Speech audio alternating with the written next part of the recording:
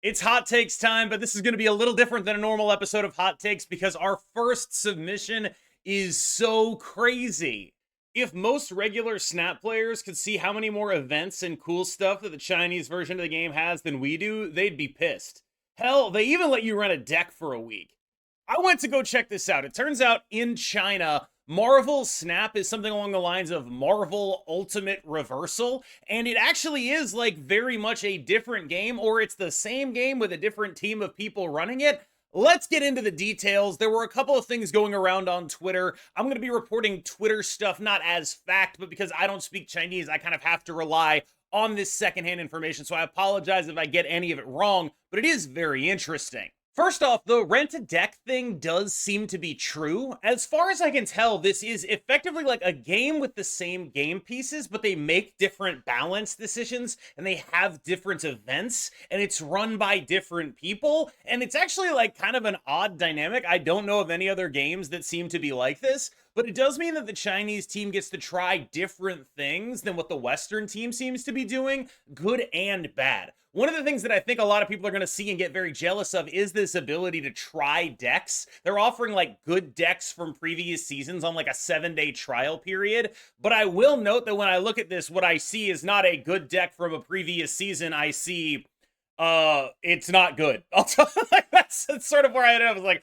that doesn't seem all that good, but I mean, at least it's good that they're offering the concept of trial decks. I do think we could really use some trial decks. That would be super, super sick if we were able to do it. But it would be a little bit interesting, perhaps, if also they were offering, good ones. But hey, this seems like a step in the right direction. I think it's going to be one of those things that when we look at this, we're like, wow, that's awesome. And then you actually look at the deck and you're like, I don't know if it's all that awesome. But besides that, it is nice to see that at least it has sort of entered the sort of concept of Marvel Snap as a game where this kind of stuff can happen. I would love to see this on the Western thing. A lot of this stuff was found by Sco Denim on Twitter, aka Scott Denim of, I believe, Snap.fans. So huge shout out to him. He also found that apparently in the current state of Chinese Snap, they have 2-0+2 Angela and 2-2 Elsa. They seem to be going through things at a weird rate. Like they have multiple cards coming out in seasons that didn't necessarily have those cards. They just had Deadpool's Diner for Werewolf by Night, for example. They also seem to have actual cash tournaments, which is kind of a crazy thing to have in a game like Marvel Snap, but apparently they actually do. Wild. It's not all good news though, because apparently there are some very heavy gacha mechanics, and they seem to have the same problems with a lot of the same stuff when we do. Here we see a translated comment saying, every day when I play Deadpool's restaurant, Deadpool's Diner, I just log on and I want to curse. I know a lot of people out there could probably relate to that one. And according to this person who claims to have played both the Chinese version and normal Marvel Snap, the monetization is actually worse in China. So what we're seeing is kind of like a grass is greener effect, where there's a bunch of hidden gotcha stuff going on in terms of card acquisition. Whereas on the other hand, in our Marvel Snap, it's we don't have the free decks that we get to try stuff out, but apparently our monetization is actually better. Again, just a person on Twitter who claims to have done both of these things, but there are definitely more gotcha elements that I could see in the Chinese Marvel Snap equivalent, Ultimate Reversal, that were notable, I would say.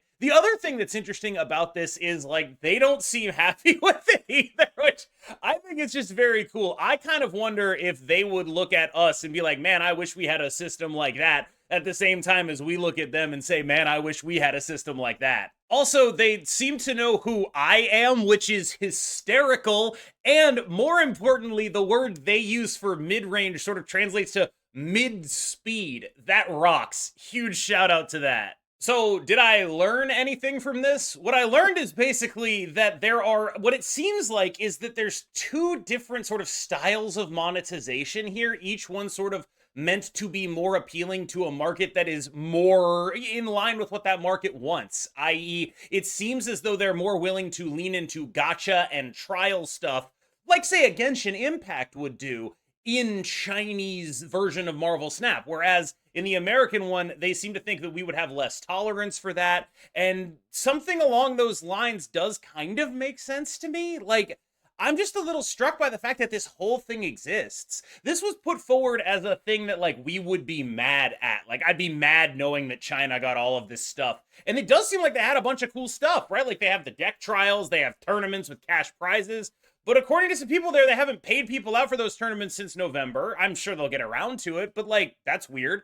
And it also seems as though, like, this is a game that is much more heavily monetized in much more ways that I think a Western audience would probably reject in a real sense. And I think that's a really interesting comparison, because when I saw the Twitter thread, it was all about all the stuff they had that was cool that we didn't. And it took a while for people to be like, hey, I've actually played this game. There's some bad things about it there too. And I think that that's interesting. It demonstrates that they're willing to experiment with, like, different levels of trade-offs. And I find that just genuinely fascinating. Sorry for the large digression. Like, this started as a hot take and delved into, like, a research topic a little bit. I just needed to know what the hell was going on in here. If you guys know what's going on with Chinese Marvel Snap, can either verify, like, wow, it's way better, or wow, it's, you know, there's trade-offs, it's worse in some ways, it's better in some ways. I would love to know if anyone in my audience is able to speak to that in a real way. That would be super cool. Thank you so much if anyone can do that. Let's get on with the rest of the actual hot takes of this episode. The Marvel Rivals collab was weak and just another money grab. I gotta tell you, I don't think I agree with this. When I look at what I liked about the Marvel Rivals collab, what I liked was A, the cards themselves felt evocative. They were relevant to what those characters did, in my opinion. And B, the base art for all the cards that came out of Marvel Rivals season was really, really good. Like, I think it was a clear step up in terms of base art because of the sort of stylistic nature of making Marvel Rivals style art for those characters. So, like, the base Rocket and Groot is phenomenal. The base Galacta is really solid. That's, like, the least good of them, I think. But, like, the base Doctor Doom 2099 is really sick. Even base Bruce Banner is pretty cool. And I think that, like, that does count for a lot with me. And I think I'm not the only person who thinks that, where it's like, hey, for once the base variants of these cards are, like, nice and you don't hate using them. And that's really cool. I also think that, generally speaking, I appreciated the designs of these characters. Bruce Banner actually being a Bruce Banner that turns into the Hulk. Miss on balance, hit on flavor. Galacta being a sort of supportive character. She's the one who hosts the menu in Rivals, I believe. Doom 2099 ruling all. I think that's kind of sick. Rocket and Groot, someone pointed out, could have been a cloak and dagger. That would be cool if it was a cloak and dagger. I'm not going to argue with you there. I think there was a lot that could have happened in this season that maybe didn't, but I think the thing people are speaking to when they say it's a cash grab is, like, the 17 Marvel Rivals variants that are just the splash art from Marvel Rivals and then the background from Marvel Rivals, and people look at that and, like, that's lazy. And I gotta say, that part of it did not feel incredibly thought out, but it's also like, what else would a Marvel Rivals variant ever be? I'm not gonna knock them for it. I didn't buy any, but what can you do? Snap would be better if base cards were free and they monetized everything cosmetic. This would be better for balance and competition too, as we put all cards in all hand, which may lead to stable decks, but we have that already. Look, I just don't think they can do that. Like, bluntly, I don't think that Marvel Snap would continue as a going concern if it had that level of monetization. I've never seen a card game monetized purely off of cosmetics. It's always been, even for the biggest card games in the world, cards and cosmetics, the only kinds of games that reach the player bases possible, and the sort of social snowball effect where it is possible to monetize off of cosmetics are, like, literally the biggest games in the world. League of Legends, Fortnite, stuff like that, where the barrier to entry is so low, but there's, like, an actual real life social pressure encouraging you to purchase. Like, hey, I got my cool Fortnite skin. I'm 13 years old. Let me stunt on my other friends at school because I look cooler than them. Like, that kind of social pressure cannot be leveraged in a game like Marvel Snap, because there just isn't enough, or aren't enough people doing it to make that happen. Like, this is not the kind of game that you can flex stuff like that in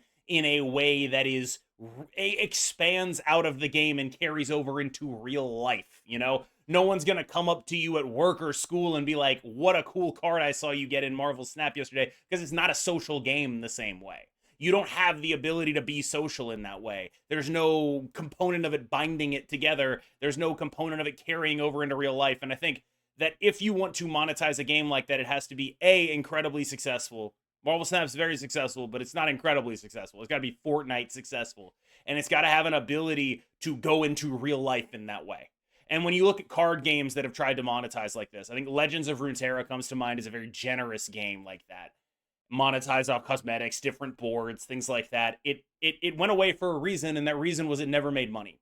And it would be much, much harder to make a game like that as a studio like Second Dinner, where the Legends of Runeterra team was hooked up to the Riot money hose. They had easy access to this IP. They weren't necessarily paying out the nose for an IP the way you would have to pay for the Marvel IP. They didn't have like a third-party publisher that was involved as well. They didn't have a second version of the game in China. They didn't have all sorts of stuff. And I think it is sort of disingenuous to look at the situation and say they should do that when I am fairly certain that this suggestion would result. This is the kind of thing that happens when you're putting a game in a maintenance mode and you're just like, we're not bothering with this anymore. We, as Second Dinner, have released 5 more games. One of them hit. We have the new Fortnite. Marvel Snap's going into maintenance mode. We don't have to worry about it anymore. That's when you do something like this. Not sure it's a hot take, but the meta is more wide open and fun than it's ever been, and it's a shame that it's being overshadowed by economy and burnout takes. I think, in a sense, this is true. There's a lot more options for people to play right now. I think a lot of decks are good. A lot of decks are playable. There's definitely going to be a bunch of decks that I talk about all the time, right? Like, we're going to talk about decks. But I also think that the gap between, like, really good cards and everything else has been slowly expanding as over the year they've sort of added, like, you know, various cards that don't necessarily raise the ceiling of the game. I think cards that genuinely raise the ceiling of the game are rare, but cards that are very close to the ceiling of the game. Like, Doom 2099 probably didn't raise the ceiling of the game in a meaningful way, but it's very close to it, right? Surtur at 3-4, not raising the ceiling of the game, but it sort of raises the floor almost, right? These are now the kind of things where it's like, this is your competition if you are playing this game. And so when you're playing something underpowered, it feels like that dynamic is much harsher than it used to be, because everyone has something in their deck that is just like, oh my god, that's really good. Whether that's like Scream on 2, Doom 2099 on 4, the combination of move bounce cards like Madam Web, whatever it is, it's the kind of thing that's much harder to overcome when you don't have good cards. And so I do think the metagame is good, but this growing, I won't even call it like power creep necessarily. It's just that there's more really good cards and more really good cards that are good in specific scenarios. And so it's like, okay, I want to play this kind of strategy. I have 4 really good cards for that now. And that's awesome for if you want to play that specific strategy. And that's part of why there's such parity right now between a lot of these strategies, because a lot of strategies have a lot of really good cards. But it does mean that the strategies that don't have a lot of really good cards really start to fall behind. Formats. High voltage is great and should be permanent, but there should be a standard, modern, and legacy equivalent formats. Unplayable cards could find life elsewhere, and it would be great for newcomers. I don't think you can do, like, standard and wild in Hearthstone or standard and modern in Magic, because what'll happen is this card that someone paid 6,000 tokens for gets rotated into wild, and they're just like, oh my god, you actually robbed me. And I think that's the ultimate issue, is that Marvel Snap has taught players that, like, their collection is sort of an investment. They have gone out of their way to buff cards that are bad on sort of like the implicit or explicit promise that, like, if you're spending money in this game, you're going to get a good card and you're going to get to use it. And while you will still be able to use it in the other format, there is something of breaking that promise in that to me. And I think that it would be very difficult for them to make a move like this. I also think that it's very unlikely that it would make other cards see play. If anything, it would just sort of concentrate power, right? Like, it's not like Wild would have, like, I mean, even if you went back and, like, unnerfed everything, it's not like Wild would be do anything other than just, like, a distilled power thing. It's not like, really, I would say less cards would see play. Like, the more power there is, the less cards can stack up to it, the more specific of the cards you have to play are going to be. And it's not like standard is going to be conducive to you playing like the card Angel anytime soon. So what purpose would this serve other than enraging the player base? I normally don't respond to comments like these, game is dead, whatever, but I just wanted to put it on record here that I hate the New York Yankees. I hate them. Sorry. The Marvel Snap community is insanely toxic, and a lot of content creators perpetuate this problem because it helps with their engagement. I don't think the Marvel Snap community is insanely toxic. I think that there are content creators who perpetuate toxicity and say things for the purposes of engagement. I think that that is in large part because it is hard to be recognized for anything other than that. I think many other content creators before me have noticed that, like it's easier to get clicks on things that are negative about the game. I will say what's interesting about my audience, when I try that stuff, my audience mostly rejects it. Like, my audience does not want to see me misrepresent things for negative clicks. And I think that's nice, I suppose. It does mean that I've done a pretty good job at cultivating a fairly discerning audience, hopefully. But I will say that, like, yeah, there's definitely people that come to mind when I see a comment like this, and I'm like, yeah, no, people definitely do that. Like, but I also think that it's a consequence of not being able to make a name for yourself in another way. In a different game, maybe they could grind for a tournament, but in here, it's just ladder, right?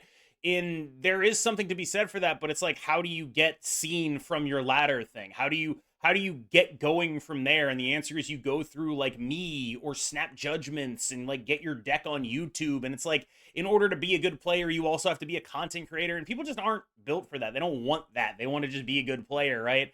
And so it's like, what is the point of this? And so if you're going to be a content creator, what is your role to relevance? How do you get there? You represent the zeitgeist. You represent what people are feeling, and what people are feeling is discontent. And I think expressing that discontent is a way to get people to pay attention to you, especially if you express it well. I think that a lot of people, it's not necessarily a negative feedback loop, but if you're only a guy who does this, it's only going to attract people who like it when you do that, and you're going to be further incentivized to do that. By the same token, that's what happened with my audience, right? I have been I would characterize myself as trying to be fair-minded as long as I can.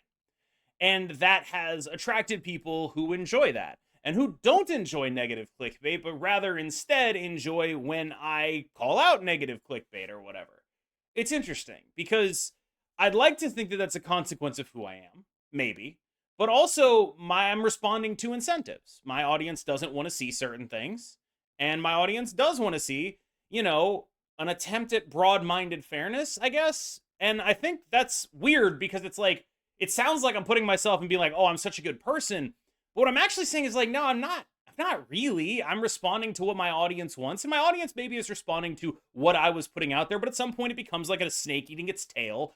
And I am responding to what my audience wants, and they're responding to me from a year ago. And what happens if I do want to make some criticisms, right? Like, is my audience going to be willing to hear that? I don't know. Have I been too nice? I don't know. And I think the same sort of thing applies to those people who are being negative in a way of like part of their brand is that, because I think that that is something they're not necessarily trapped in, but maybe a little bit, yeah. The concept of the new card 1 week meta is absolutely overblown. Unless a card comes out that is absolutely OP, like Copycat or Arishem, you see the new card maybe a few times, and then everyone goes back to playing the standard meta decks. Nah, I'm not buying this one. As someone who has seen a lot of different meta games, I think the weird thing about Marvel Snap is that it gives a lot of prominence to counter cards rather than the new cards.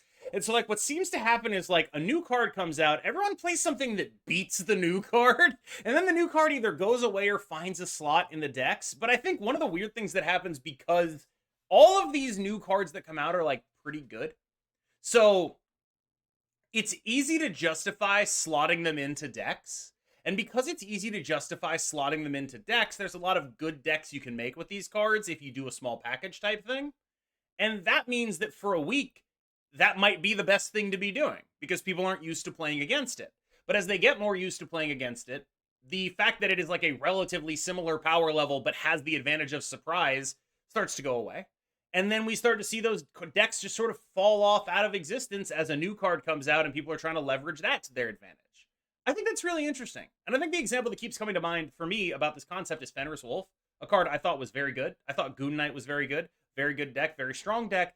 But then things changed, and the metagame was less about trying to beat Wiccan decks and more about different stuff. And now Goon Knight is a little worse. It ate a small nerf from Black Widow, but that shouldn't be enough to kill it. Fenris Wolf still seems like a really strong card, but it's just a little bit worse positioned. And that tiny bit of worse positioning can push people away from it, especially because if it's a card like Fenris Wolf, it's a card that maybe a lot of people don't own, so they never get to circle back to it in different metas. Weird dynamics here, but I definitely do think the metagame of Marvel Snap is heavily influenced by card releases. All right, y'all, thank you so much for taking a look at everything we took a look at in this video with me. As always, I have been KM Best. You have been phenomenal, and I will see you in the next one.